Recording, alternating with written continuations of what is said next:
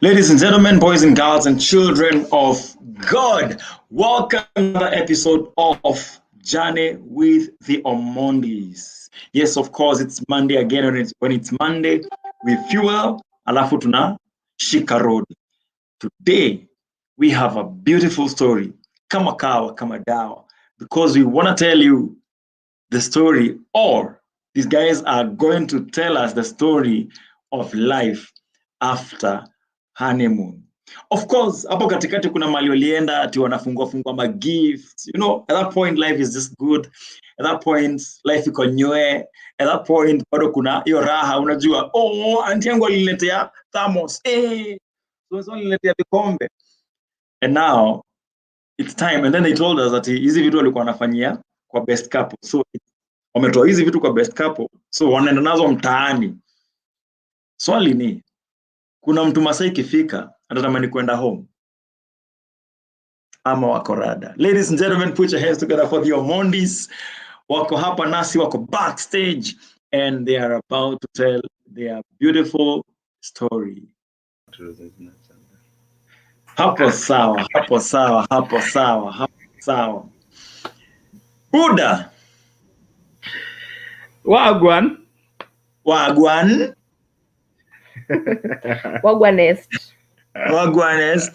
Mama yo. Sema. Ni aje? It's good. It's good? Sawa. Kasafari naona kamesonga, naona mnadupua sana hapo mbele kwa dere. Naona mko sawa, so far so good. Nataka kujua kama kuna mtu atasahau njia aanze kudrive back home, ama sahi ni kuenda dere akorada.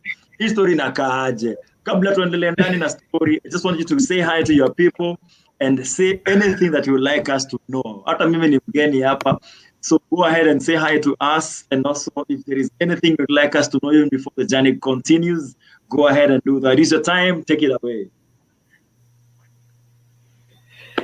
Hello God's people, wherever you're joining us from, karibu sana. This is Journey with the Omondis as usual, and I am excited to carry on with the journey with you. Please join us, but then I also remind you to like this page, this Facebook page, Journey with the Omondis, but also, of course, you can go to YouTube and subscribe, ring the bell,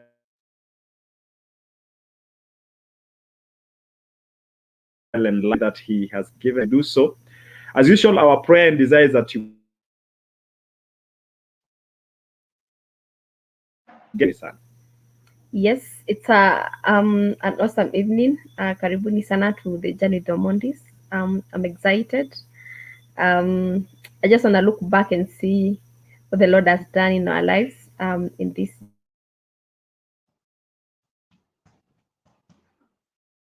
journey. Even as you look back and see how God has been working with you this far. So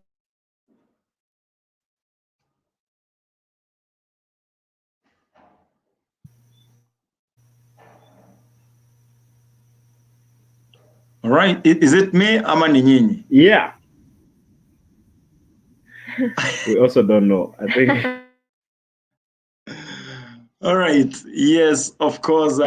Thank you very much for welcoming us officially, and for even allowing us in your life. Somebody said that some of the most or the best relationships are created around intimacy, and intimacy is basically being open with one another and just being vulnerable and naked before each other. And that is not, let's not talk about that last part, but just let's talk about now you've been able to sort of come home and you are sharing a room. Is it how does that look like? And at any point, are you starting to feel like I need to go home? The 6 imefika. You mentioned something last time. Are you starting to feel like ni masaa yangu ya kwenda home? Ama uko tu sawa?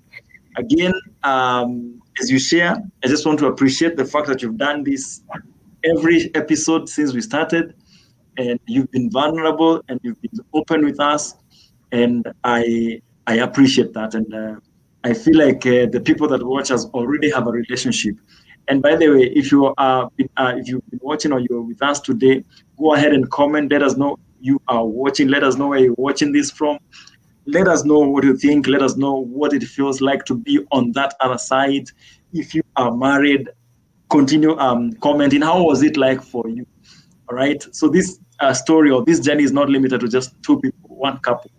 This is an opportunity for you also to share part of your story, and that increases perspective. Right.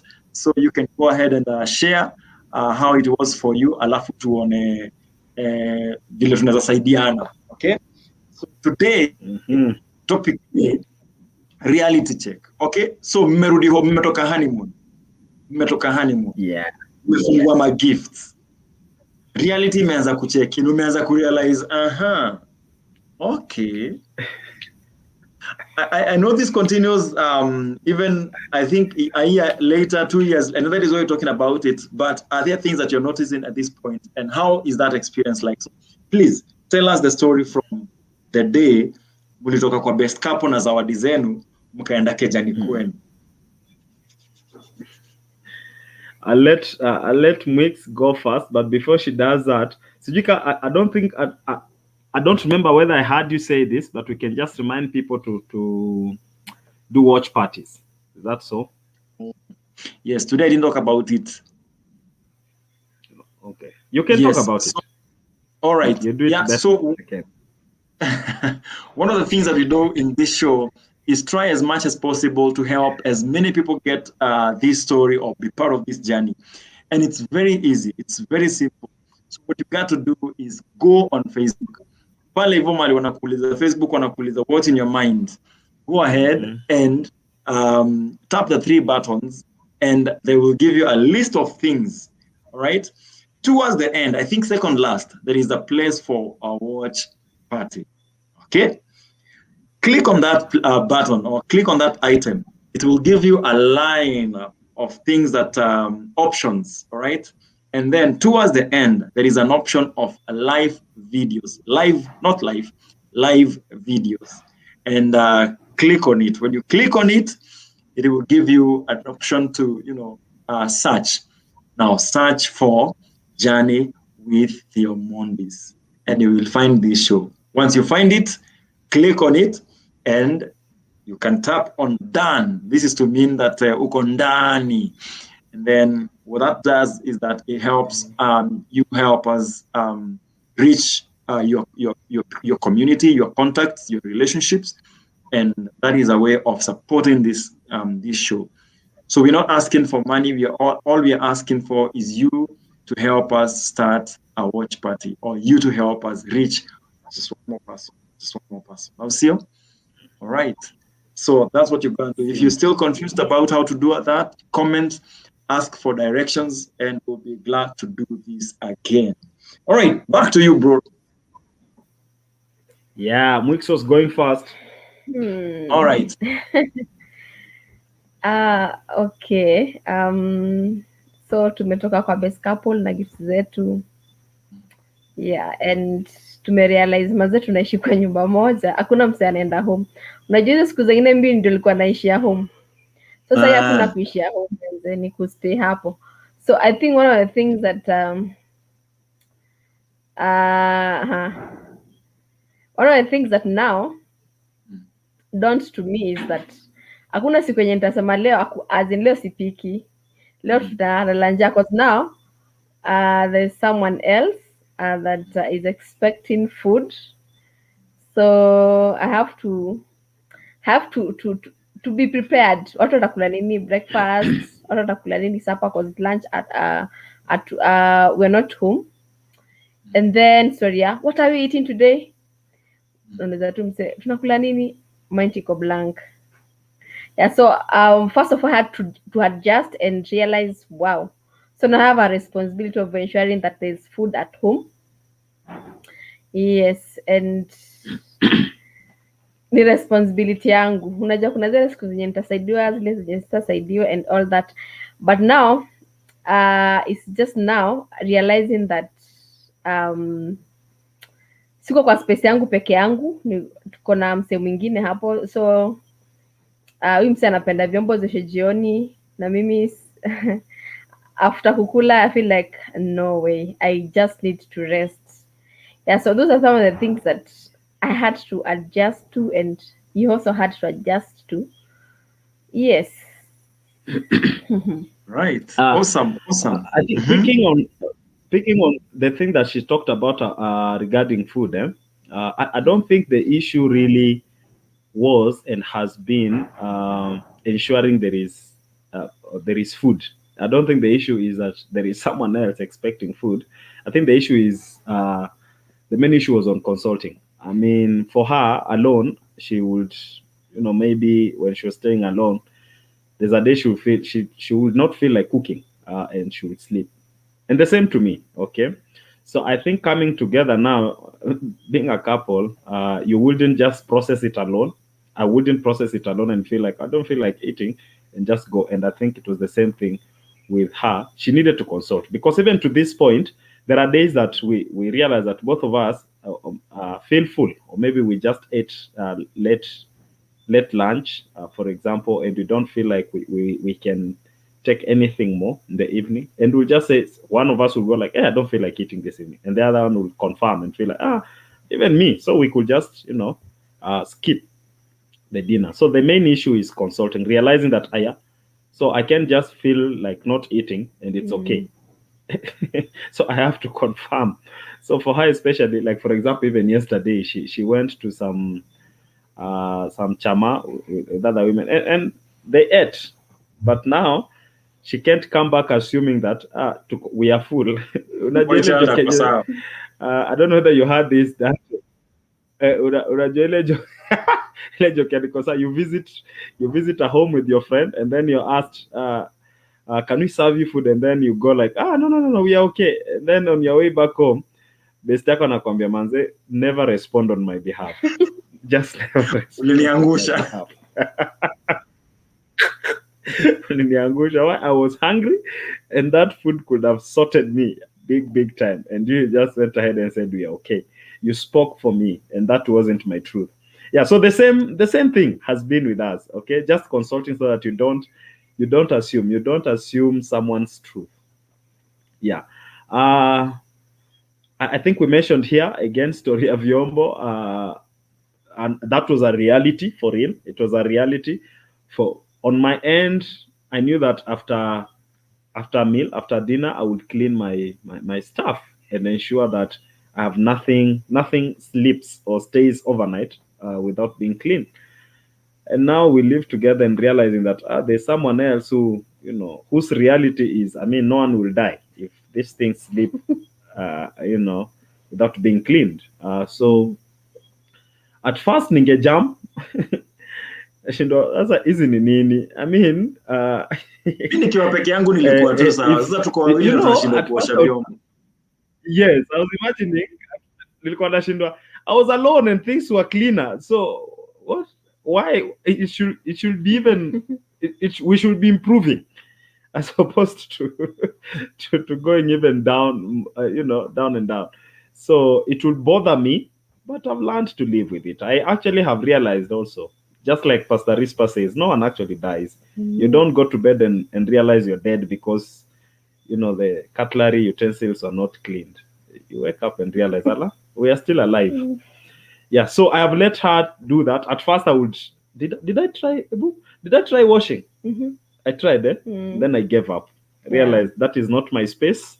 Just let her be. Let her do it her way. Yeah. To this point, in fact, that is I help in many other ways. As we will tell our stories, you'll realize that I help in many other ways. But beyond your area, one of those areas that I just surrendered. I just thought once in a while I would wash the dishes, but I've left it for her. Yeah. I think something else that was also a reality check was the fact that growing up, nikiwa mgonjwa, it used to be a big event. Nikiwa mgonjwa, my mom would really would really be there for me and unasikiaje, twende hospitali and all that. But you see, we've gotten married, then I'm sick, and you wake up in the morning. Jana, she wants the world to stop. She has a headache, so the world should stop. As in tulilala nikuwa naumwa na kichwa, and then I'm expecting nikiamka asubuhi niulizwe bado nasikiaje, manze aniulize unasikiaje, na feel like seriously, how do you sleep with someone mwenye alikuwa mgonjwa, you wake up in the morning and you don't even care to even ask how they are feeling that as in that morning. Do you just assume that your headache imeenda, or how are you feeling? How are you feeling? Yeah, so that was something that was really major. It was really major. It was really major, and for him, all right, akiwa mgonjwa na shida, nimemuuliza unasikiaje, nikubaie dawa, sijui twende hospitali and all that, but I don't feel the same.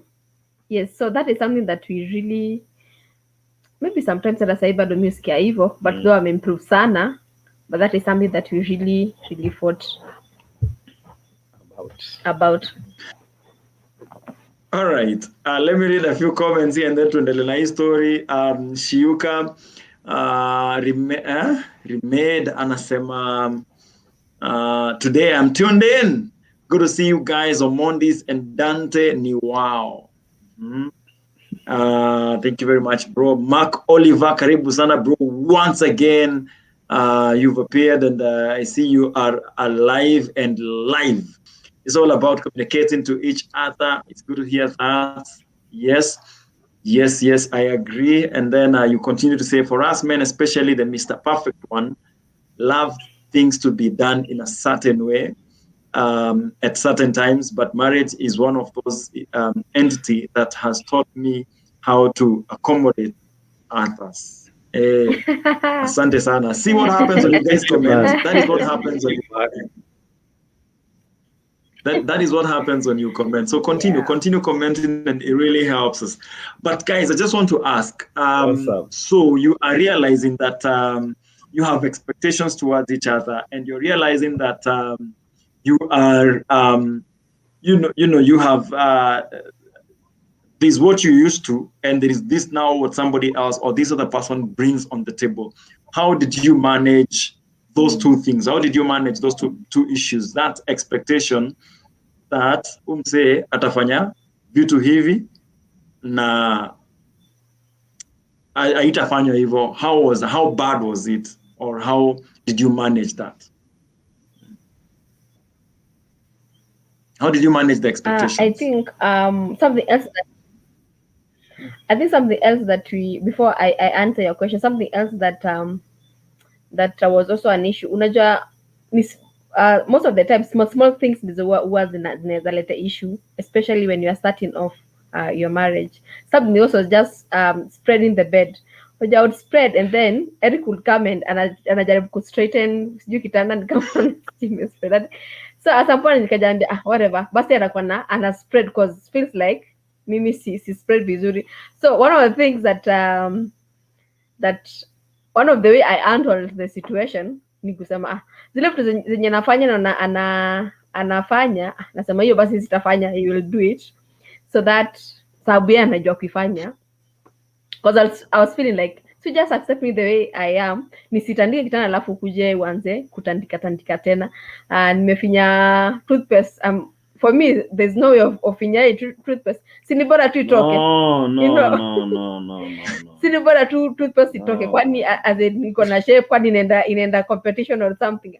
So but that one I adapt because I'm asking kufinya tu, so that one I adapted. So there are situations that I adapted, and others nikasema whatever ikae.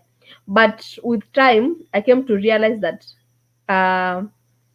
also you need to accommodate the other person. So there are also things that I've learned to accommodate him. Yeah, maybe atajiongelelea upande wake. You seem to be having a question in between, Dante. No, it's just wondering. So wewe ukifinya toothpaste juu hapo karibu na mdomo haikusumbui, unapata usingizi na unalala kabisa? Ndio. What's the sishatoka? Endelea brother. Ilishatoka. You know, I'm trying to process that. Vitu mbili. Actually 3 things, okay, that would bother me. Kabisa, toothpaste. Venye mtu anachukua toothpaste, let me give you an example. This size, toothpaste this size. How someone would come and press it here, kama na inyonga, just doesn't make sense. How someone would come and press it here close to the tip. I mean, it never made sense to me. Just until recently, up until recently. But there's something that Mix has said about accommodating each other that I think I never thought about it until as I was listening to her and realized, wow, actually that's a big point. Now the other thing is blue band, you know, or margarine. Let me not call it blue band. Najua sisi Kenyans we call it, tunaita sabuni zote za unga omo. Anyway, margarine. So margarine, guys, it used to bother me how mtu atachukua hiyo kisu anadunga tu, si bora itoke, anadunga tuko katikati tu akichota. Na kimila yenu huwa mtungi vitu. Kimila yetu hiyo kitu lazima iende systematic, pole. Kwanza unaanza na, you know how you open that thing and then kuna zenye zimestick huku juu, hata unaanza na hiyo the silver thing, you start with that. You know, sometimes it feels like you are too stingy. Lazima uchukue yote, it's you not know. being stingy, it is being That's what it feels systematic. like, you know. It is being systematic. So you begin with the silver cover, unafunua, and then ukiangalia kama iko na, you know, some margarine, you start with that and then you throw it. Okay, and then kuna zenye zinakuanga hapa kando, you start with that before you go to the real thing. Just the way you take your yogurt, you know, you start with the silver thing and then, you know, unalamba juu kwanza. Alafu unaendelea. Hiyo ni ugeto mob. No, but it's not to get, it's being systematic. And then the other thing is now shoe polish. You know how it needs to go step by step. Answer at the edge, pick whichever edge. Start at the edge and then pick it pole as you go to the other end. Unapata mtu ametumia shoe polish katikati, ni kama ni upara. Ni kama ni upara ya kichwa. Ametumia shoe polish katikati na huku kando kuna shoe polish. Now you want anyway, those 3 things would bother me. We will continue adding to that list. Yes. I like this. We will continue adding to that list. Wix, I am coming to you na list yako. Okay? Brother anafanya ukeni kama wewe ndio ulikuwa na struggle sana. We are coming to you. I don't think that is the thing. So anyway, here's the thing, guys. So those 3 things would bother me, including issue ya ku spread bed. Now, spreading the bed, let me go back to that and just to try to answer you regarding how we handle that. But there's something that Mwik said. You see, accommodating each other is big. And there are things that she has accommodated me on, and there are things that I have actually accommodated her on. For example, spreading the bed. I confess that there's a particular way I loved my bed spread. The first thing actually is that there was no way I would leave my house without the bed, or leave my bedroom or my bed without being spread. Okay? So I get married and realize that, and then secondly, there is a particular way. You see, I wouldn't just spread the bed, but I would spread it and ensure that the bed sheet or whatever I spread it, it has to be smooth, okay? Or it had to be in a particular way, just like Mark Oliver puts it. Some of us like things done in a particular way. If they're pillows, I needed them at a particular place and looking in a particular way. So I get married and realize it hits me that we are 2 different people. Mwikali didn't mind waking up and leaving the bed unspread. And that would be an issue. She realizes that I actually love my bed spread. So maybe she's trying to keep up with that. She spreads the bed, but then I would come and straighten some parts. And then it would hurt her. Okay? I think we talked about it. And then after talking about it, I realized, okay, I did 2 things. One, nikipata me spread, I do away with it. Okay. I don't know how I don't remember how I did with that. But then secondly, nikipata ijakuwa spread pia, I'll let it go. By the way, and she can confess here, she can confirm.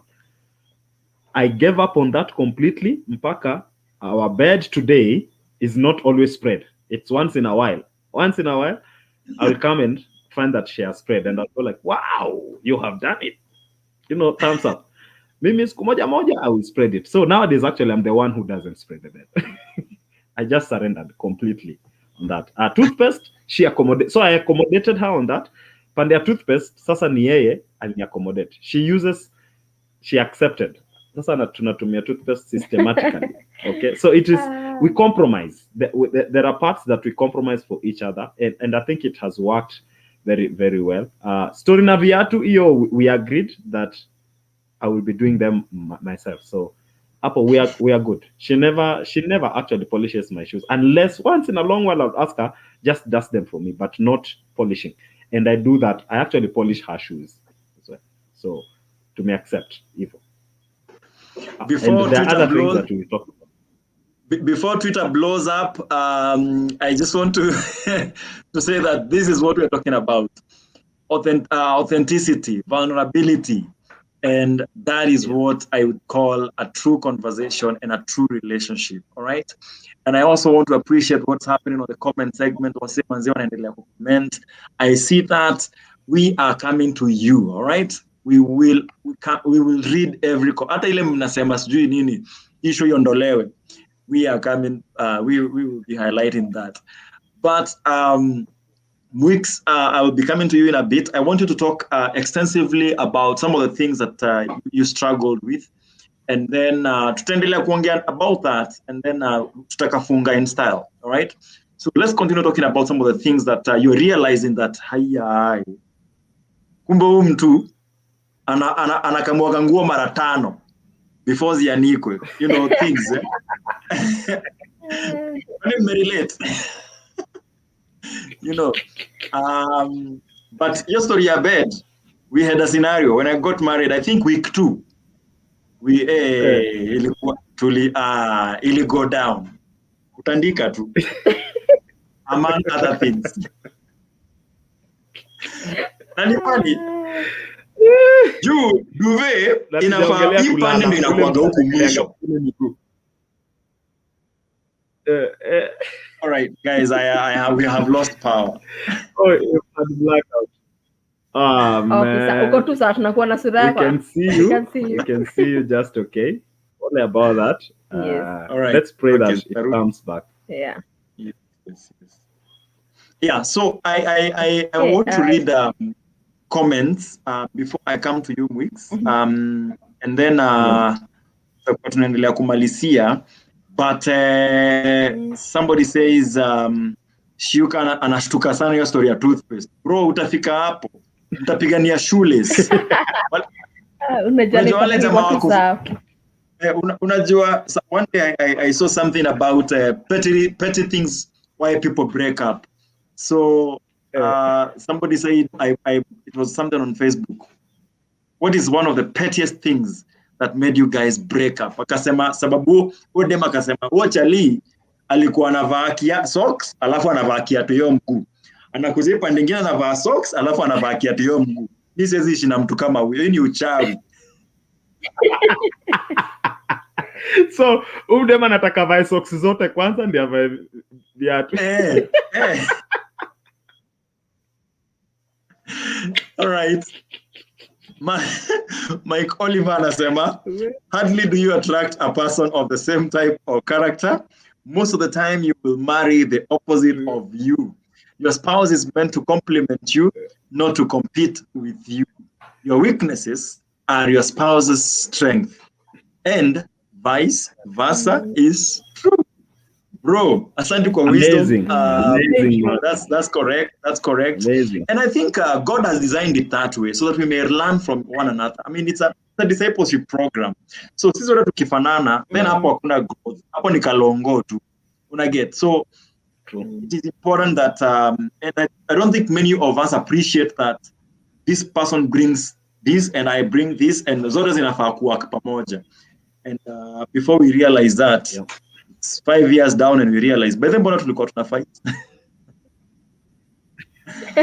Stanley Warwingi anasema I know the toothpaste issue needs wisdom a lot to handle it. I agree. Hapo ni wisdom. Guys, inafanya watu break up. Hey. Hizo ndo vitu zinafanya watu hizo toothpaste. Mnaweza stukia mmepigana mpaka mmeenda na mkaenda. Ilianza tu polepole. Mtu alifinya tu hapa kichwa. Wewe unafinyaga toothpaste, mbona umefinya hivi? Hata wewe and then meachana. Fred, guess who's tuned in, guys? Freddy, all the way from Fred, man. Yeah. Lakini Fred ni kama ako area, si ndio? Alishaenda. We owe him an apology. He went back on Friday. Sawa tu. Mark Oliver continues to say, background also matter. How you are brought up has a way of affecting how you handle things, such as the pest issue or blue band, etc. Yes. Very true. But did you just call it blue band as well? It's margarine. Blue band is a brand. Maybe near blue band too. Angalia margarine zote. It's a common problem in Kenya. Every powder soap is Omo. Kuna vitu tatu. Sabuni zote ni Omo. Margarine zote ni blue band. Alafu kitu yote inaweka kitu yote inafanya kitu ikuwe moto ama inaweka joto. Ni thermos.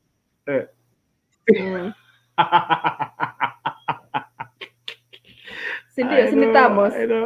Yes, Hami. Freddy anasema hawa ndio wale wanaume wa chora wanachora Ronaldo kwa unga kama ameweka ball chest, akirudi apate amepiga head inakuwa shida. That's a good one. Ukipata Ronaldo amepiga head inakuwa ni noma. Ukipata hiyo unga kuna mtu alichota, haiko venye uliacha. Shida. Mark Oliver anasema, for me to date, I still struggle with how my clothes are ironed. Buttoned and put on hangers. I prefer some logical order. And even when they have, even where they face, my spouse on the other hand just does it her other way and without order. Most of the time, I will find myself arranging things in the certain order.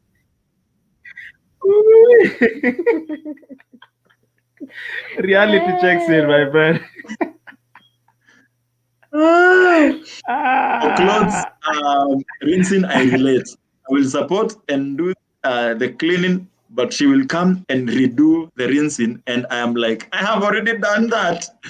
But this always remember how I like things in order, so I let her do her thing. I mean, oh man, every married person, amazing. If you're a married person and you know, yani mmewacha ukweli, you relate with almost everything that people are talking about here. Tuseme tu ukweli, kuna struggles na reality imecheck in proper. Na saa zingine unataka kusaidia, si juu sana unataka kusaidia, ni juu unataka usaidie ufanye venye unafikiri inafaa kufanywa. Hiyo ndio shida kubwa. So hebu wewe share kabla masaa tuishie. Leo kameshika. Share kabla masaa tuishie. Okay, I think for me, one of the things that I learned even before I got married, kuna season fulani I lived with my niece, na hiyo time nilikuwanga perfectionist. So kuna vile nilimpeleka mbio sana mpaka relationship yetu ikakuwa mbaya sana. So I gave up on trying to change someone the way they are. So kuna vitu, there are so many things that even when we got married, I overlooked because I was like, huyu ni mse na mimi ni mse, as in I'm different and he's different, so I cannot like force him to be like me. And one of the things we really fought about, we still do even up to now, ni saa zile anataka maybe hata nionge vile anafikira kwa mind yake mimi nafaa kuongea, namwambia but I'm different. I can't think like you, I can't talk like you, and it's okay. Me as in I have no issue vile wewe utaongea, I have no issue vile wewe utajirepresent, vile uta respond, but usitaka mimi ni respond vile wewe unge respond. So that is something mpaka wale bado tuna fight. Ni kama anataka nitumie certain words kujibu kitu, na imemade a thing like I can't think like you, I'm me, you know. And when we talk about the issues to do with clothes, hey, hapa kwetu kila mtu huwa anakunja nguo zake na anachekea nguo zake. Yes, hakuna mtu anaekea mwenzake nguo. Kila mtu anajiwekea nguo zake, sababu kuna mtu anataka nguo zake sijui zikunjwaje, sijui zifanywaje. And so instead ya mimi nikunje nguo zako vibaya, wewe usijikunjie. You see, that is how we've handled the issue of folding clothes and you know, storing them and all that. Kuna vile nataka sijui straps ziko hivi, sijui zenye ziko clear, sijui ziko hivi, sijui nini. So one thing that thank God for is that anajua kujiwekea nguo zake, and he doesn't mind keeping its clothes for himself. So hapa kwetu everyone does their own storage of clothes and folding and all that. Anaweza nifoldia mimi, akinifoldia sasa kwa na shida, I'll just pick them and keep them. But yeye ukimfoldia kuna zile zenye ata change fold vingine. So instead ya sasa mimi ni fold na ya fold mara mbili, si just fold for himself, sababu yeye ataweka kama imefoldiwa vibaya according to him. Yeah, so what I've learned ni you're different, and I don't want to force him to be like me. So many things that I would say that I've overlooked because of the fact that I know that we're just different, and I can't force him to be like me. Kuna mtu atafanya tu nione hiyo kama ni mimi ningeifanya hivi, but I will not redo it. I'll just let it be, because sasa ni yeye ni huyo na mimi ni mimi. Yeah. Yeye ni huyo yeye na wewe ni wewe. Na mimi ni mimi. You see, unajua hata sasa nikiongea hivi ananiambia, "Mbona umesema hiyo? Si ungesema hivi." You know. But I cannot say something kama I'll just say it like me.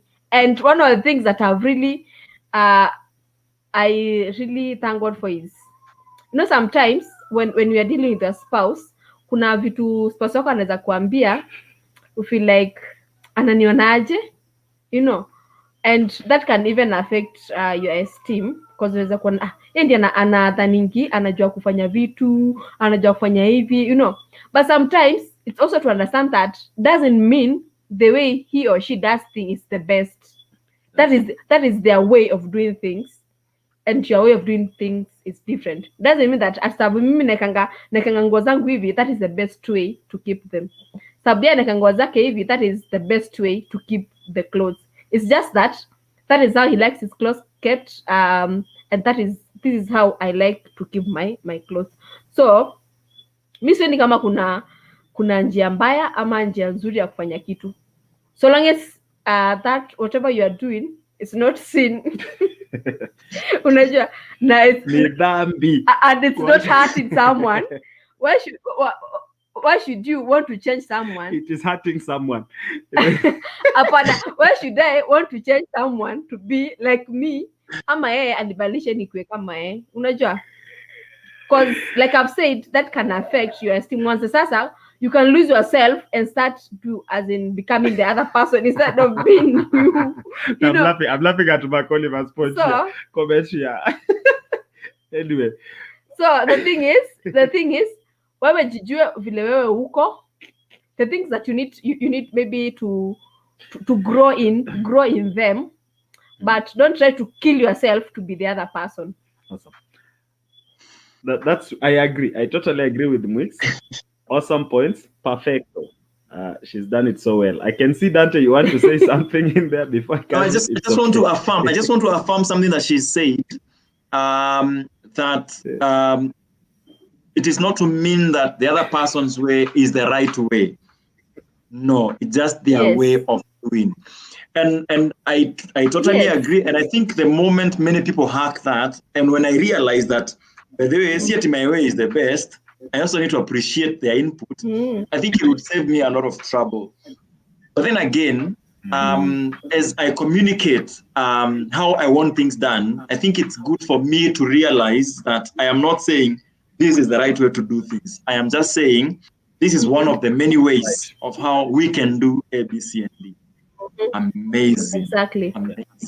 Mix, you're on Awesome. fire. I don't know what's happening. You are on fire. Mix, Huh? I need some Our water girl is here. on I need fire. some water here, people. Hapana. Hisho It's not ikianza being on Mwix fire. ndiye alikuwa You know, hisho ikianza Mwix ndiye alikuwa anatulia Bazenga ajikarange. Naona round hii I think you were waiting for this next season I think one of the things zenye inafanyanga watu wengi sana wana fight ni hiyo story ya kutaka kuchange mtu akue wewe. Don't try to change your partner. Your partner is unique and there's nothing wrong with them being unique. You're also unique and there's nothing wrong with you being unique. The thing is, how can you accommodate your partner? And how can your partner accommodate you? Instead of wanting to change them. But kuna part ya kugrow. Kuna ile part ya kusema hapa I will grow because maybe it is not the best way, but maybe it's a better way of doing things. Maybe it will not do any harm if I try to grow in this area. So there's also that part. Brave, take a day off. I think she's got it. But anyway, I'm done. Anyway, continue, now, guys, those who are working with us through the After I Do experience will realize this is something that I'm just about to say here. One of the things that what you're talking about has taught me and us as a couple is that when the reality checks in those first few months, few years of marriage, it has helped me to actually get in touch with who I really am. Okay, it is when she's doing something and it is provoking me, I get to realize, okay, so this is actually who I really am. And this is what we say in the manual, just giving you a snippet for those who are not part of this cohort, and maybe it's so that you can desire to be part of the next cohort, is during dating, there are things that I could easily, overlook. But now that we are spending lots of time together, even space together, I'm realizing that no, I cannot overlook it any longer. Now that brings out my true self. Okay. And what we say in that manual is, when the default is you to attack or me to attack and defend myself, actually, how about we learned about, we changed things and began to ask ourselves, so this is who I really am. Where do I need to be better? Okay. Where do I need to be better? So that I focus on me as opposed to pointing a finger. Because when I begin to point a finger, I start to see my spouse as the wrong person, just because they speak in a particular way, just because they do things in a particular way. So how about I retreat and begin to focus more on myself? And that's what we have done. For example, let me just give you a very practical example, something that she mentioned earlier.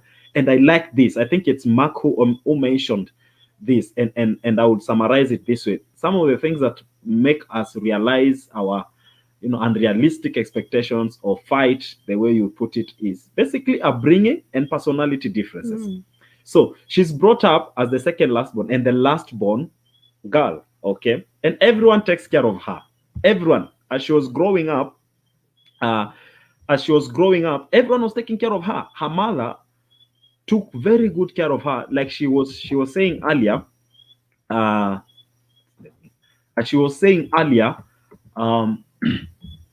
if she had a headache or a simple stomachache, the world would stop for her. The world would literally stop. Mukali is unwell. Me, where I grew up, I wouldn't even mention that I have a headache, but because it's Aisha. Okay. And even the times that I mentioned it, I'll be told, utakuwa sawa. I mean, and life moves on. And then hata ananiambia hivyo So utakuwa sawa. when we find ourselves in the same space, she's telling me she has a headache. And just the quick answer I'll give is, you'll be okay, babe. Okay, you'll be fine. Why? Because that is what I grew up with. But now I've come to realize that when I'm about to say that, that is me speaking as a result of my upbringing. So how do I begin to care in a way that she desires? Because especially when it comes to loving and caring for each other, many times I found myself many times wanting to care or love the way I desire. So I am not giving her what she desires, I'm giving her what I expect. And it doesn't always work. So I've begun to ask myself, how can I care for her the way she desires? And she'll tell you that I've learned to ask her, how are you today? Hiyo kichwa inaumia wapi?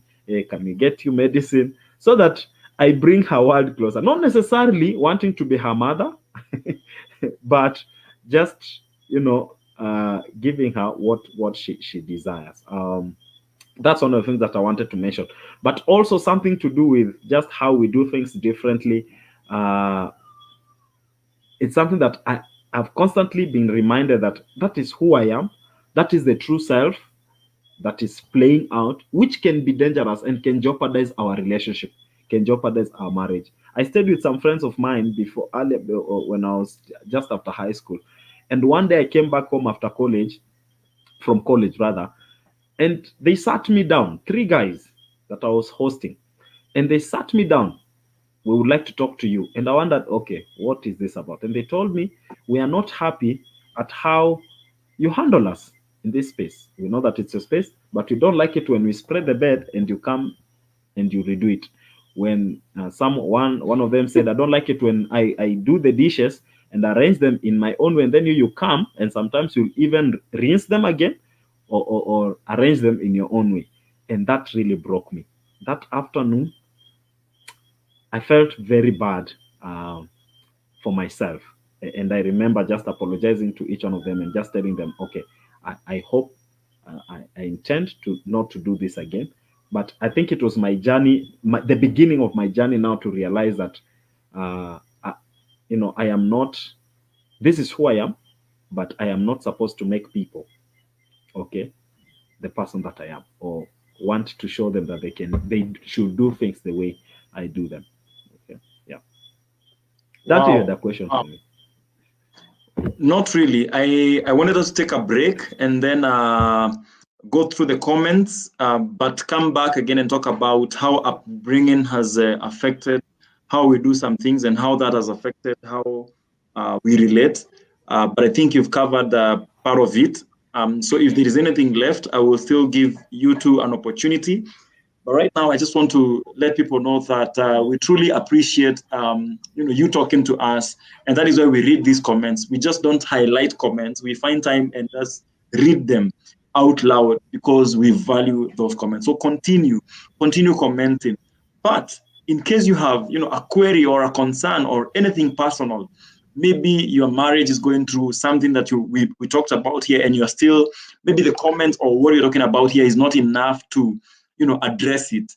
You can always talk to us on the link.em@gmail.com. Write to us and we will be willing, or rather the two, the Omondis, and they will be willing to, help you through that, especially them that are within 3 years of marriage. You might not be in the program after I do, but I think there is always something for everyone. So don't shy away from asking for support. Don't shy away from asking for a hand. Let me read a few comments, and then when we come back, we will do the final lap. Tukimalizia your design. Fred anasema mi clean hao after wife ame clean. Ni struggle mi wanayo hadi job watu wanipendi because mi wana OCD. All right. Somebody else says, yawa. Utajuaje umeoleka na pesa otas. Kwanza Eriko, lazima vocabulary zitokezee kwa sentensi.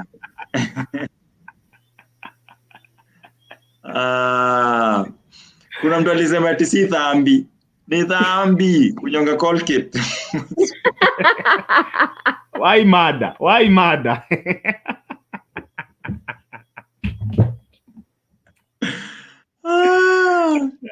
Mark Oliver anasema true, just appreciate your spouse's effort and life will roll for you.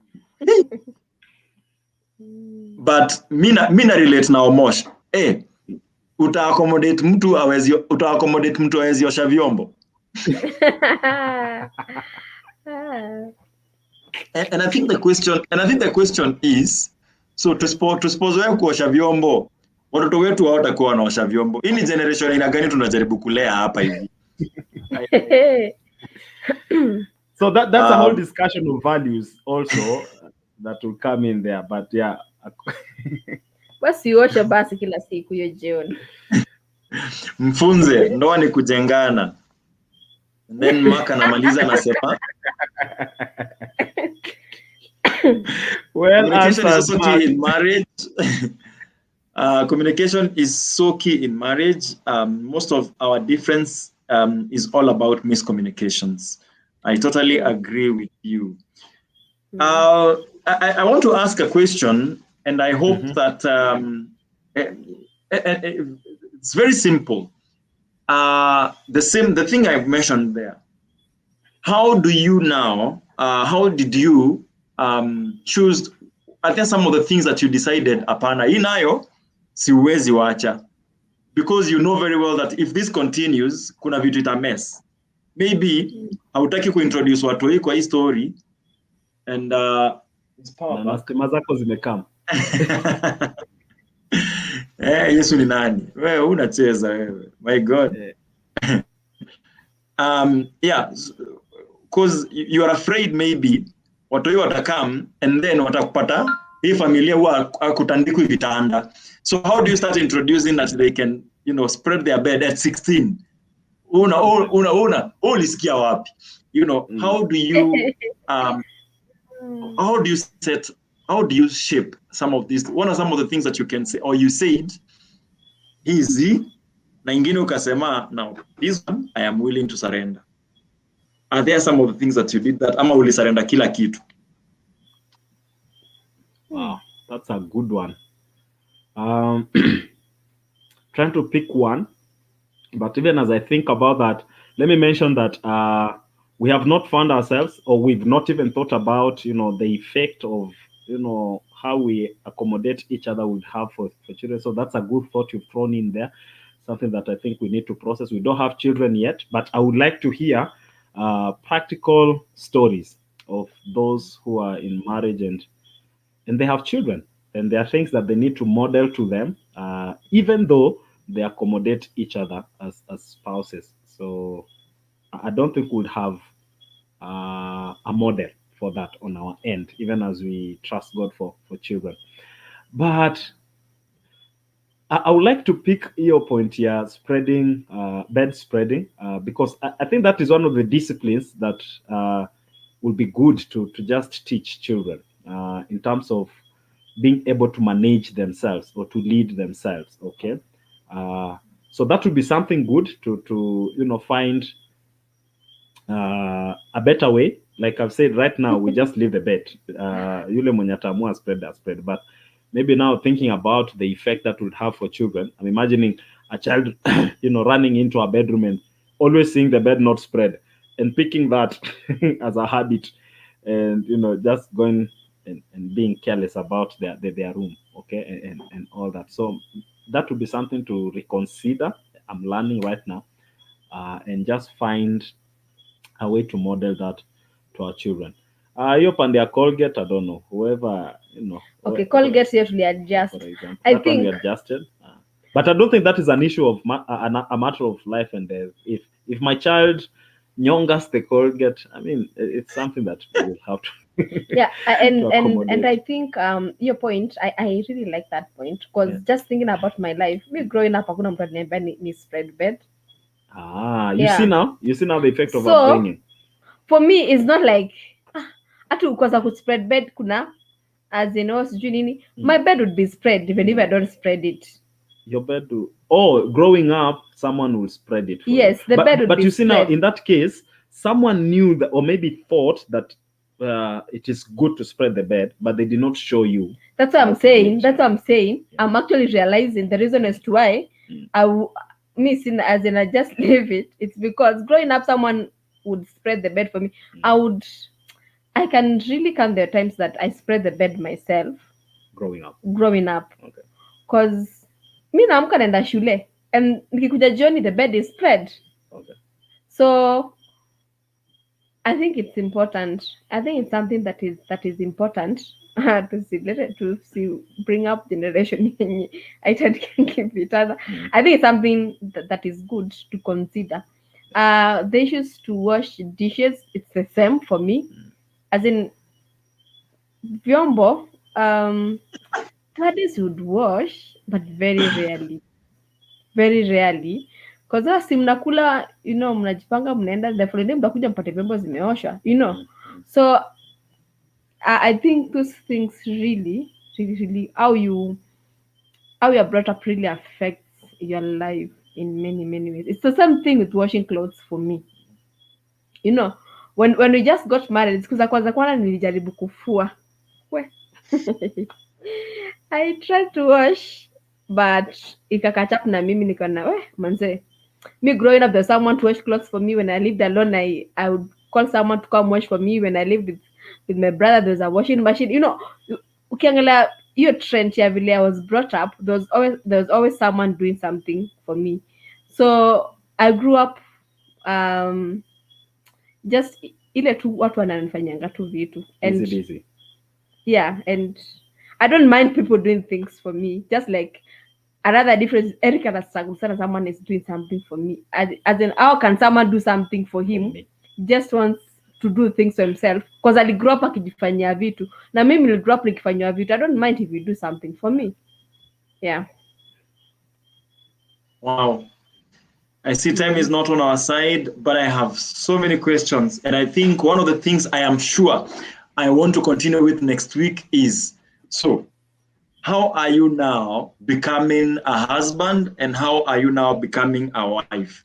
Because I think you can continue living the way you've grown up, things done for you in a certain way. So you are adjusting and becoming a wife. What are some of the things that you're telling yourself, apana?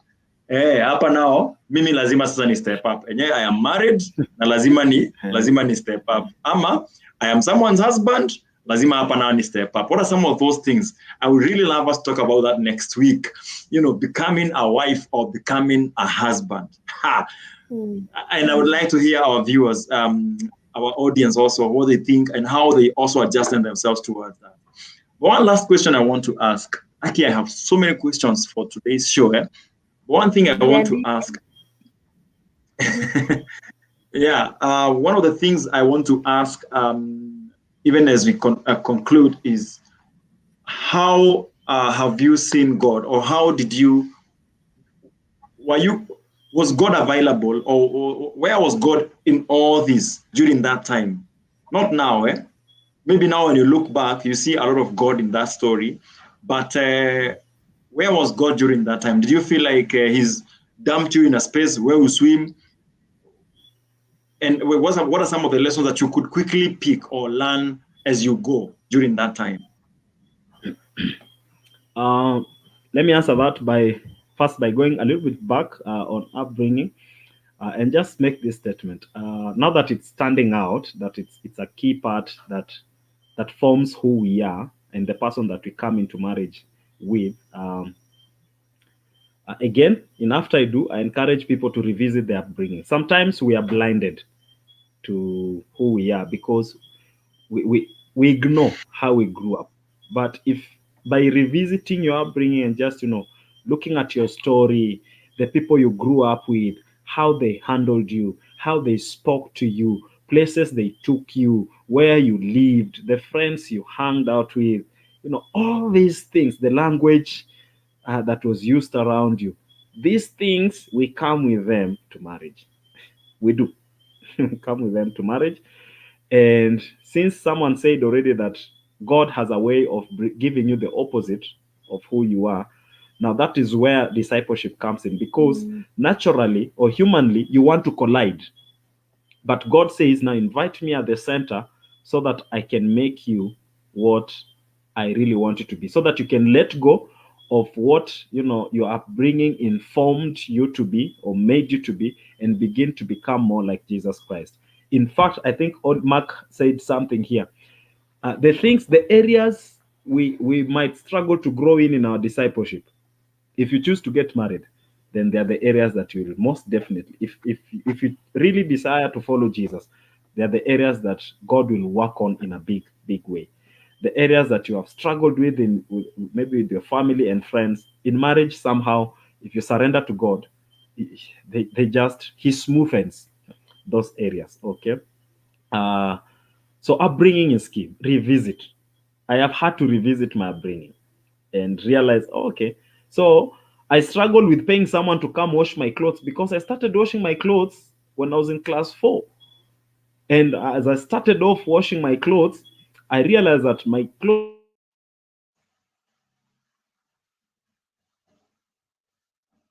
are now, the clothes are not clean after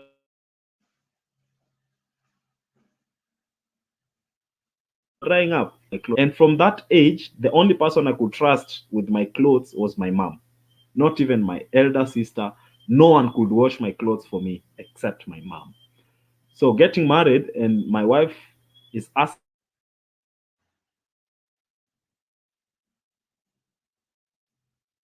even worse.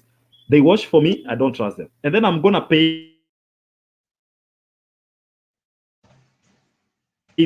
want them to turn. We had to struggle a little bit for that, while for her it was the norm. How did I see God in all this?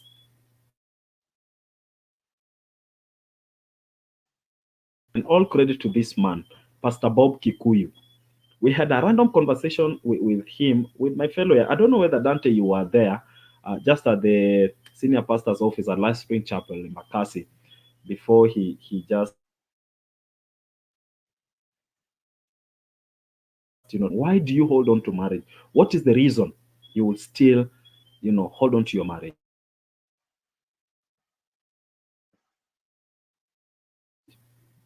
Because one, it's because of Jesus, and secondly, it's because I am a model to the society.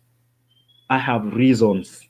Pastor Bob told us in a very authentic way. I have reasons to jump off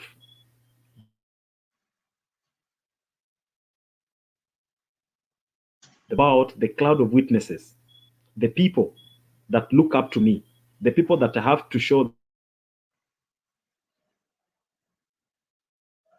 that I choose to.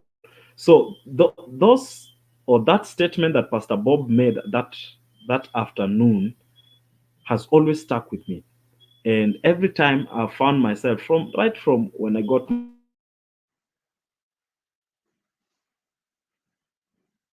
married, or to call her name or to insult her, and all that, I remember that and say, Jesus, I stepped central place. And secondly, who are the people that look up to me? And they're hoping that maybe every milestone I make, they are telling themselves, one day I would like to do what Eric has done. And there's someone just like Eric. What happens to them? Okay, so that's the reason why I hold on to marriage. That's how I see Jesus in this journey. Yeah. I think for me, it's the fact that one of the things that I believe is that the time, actually not most of the time,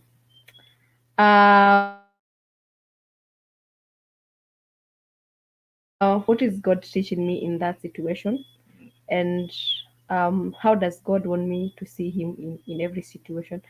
So I remember when we just got married and would have those differences.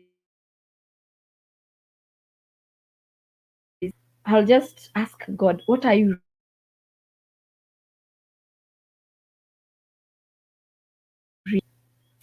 if something are in me, it's because God wants to communicate something to me. But my part is to know which is my part.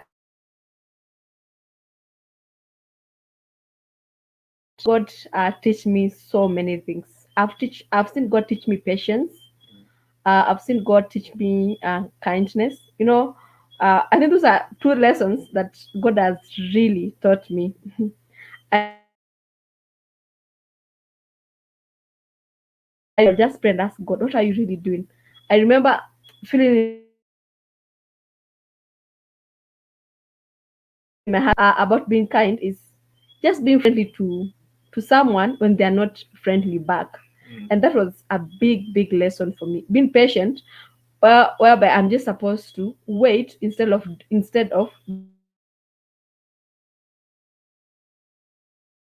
demand to learn. But I've seen God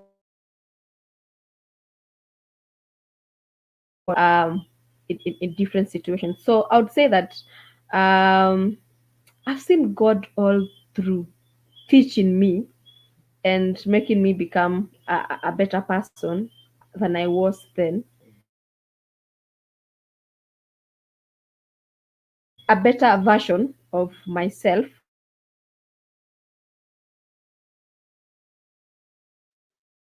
Who I am, but becoming a better version of myself.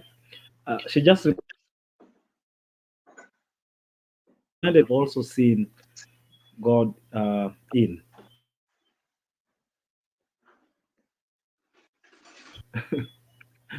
That's how God loves us. He loves me the way I am, just the way I am. He accepts me just the way I am. So, and this is a field. There's an opportunity to just express who she is. Then it will be difficult to love.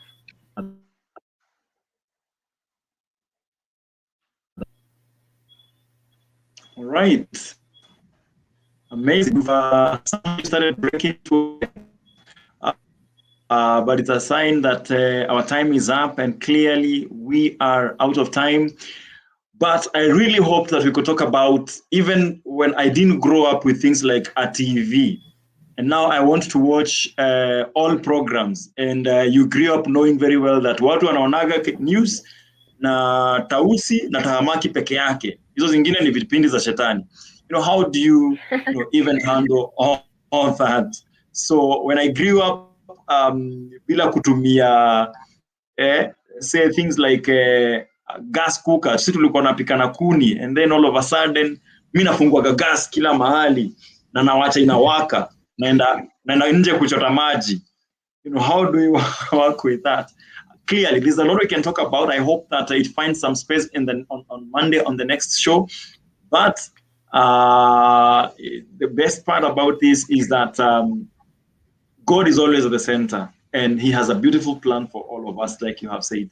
And I think it's for me to identify what that thing is that He wants me to learn during that time. I'm learning so much. Thank you, guys. I feel like ule chopiwadaro mwenye anahangi out na mwalimu, and they get the benefit of learning some of the things chini ya maji, and that's me. Yeah.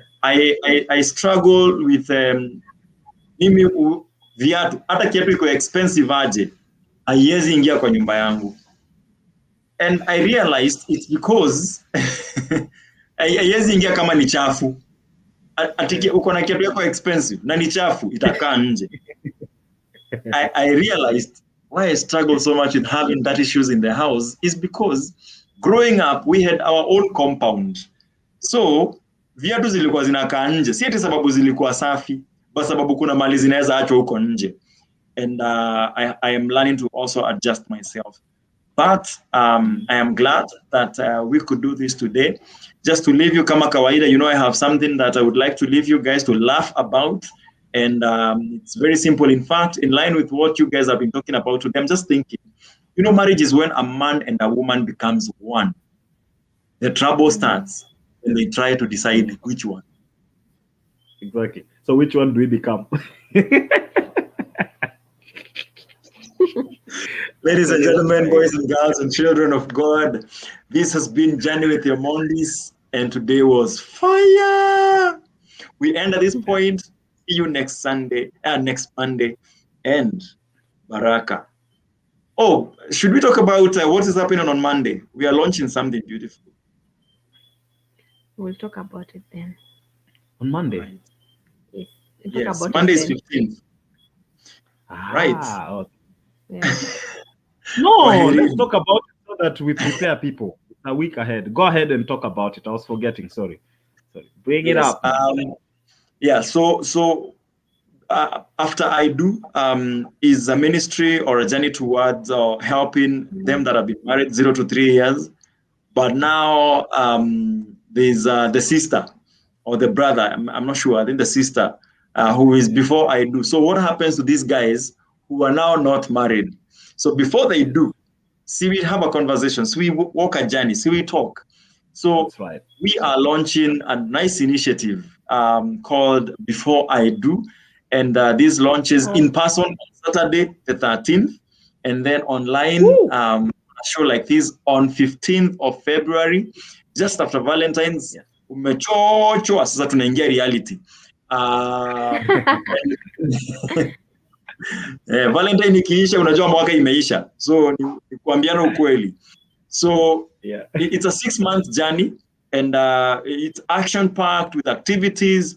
But basically, the idea is to help you get in touch with the bottom of the iceberg. Hiyo part iko chini ya maji. Ni hivyo tu, cause hiyo watu wote wamemari wameongea hapa hivi watakwambia hiyo portion iko chini ya maji hiyo. That is what wrecks the ship. That is what crashes the ship. So let's talk about it early enough before we get into marriage. Ladies and gentlemen, I'm talking about Before I Do. See you then. But if you were interested or you know somebody who could benefit from this, our target people is especially them that are dating.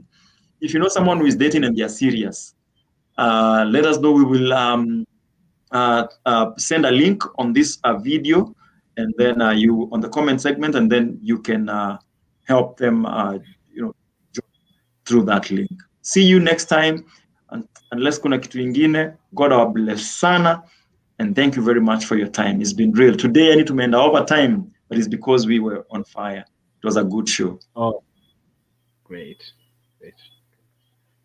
Bye-bye, guys. Kwaherini. And thank you for joining in and for your comments.